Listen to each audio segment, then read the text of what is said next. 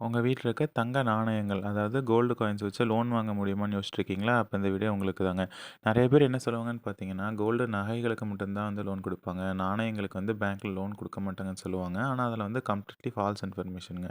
நீங்க தங்க காசுக்கு வந்து லோன் வாங்கலாம். பேங்க்ல அதுவும் நேஷனலைஸ்ட் பேங்க்லயே வந்து லோன் வாங்கலாங்க.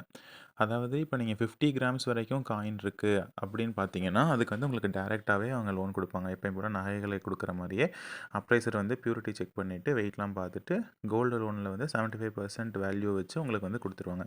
50%க்கு மேல உங்ககிட்ட காயின்ஸ் இருக்கு அப்படின்னா, அதுக்கு வந்து நீங்க சின்னதா ஒரு ஹூக் வைக்கணுங்க. அதாவது கொக்கி.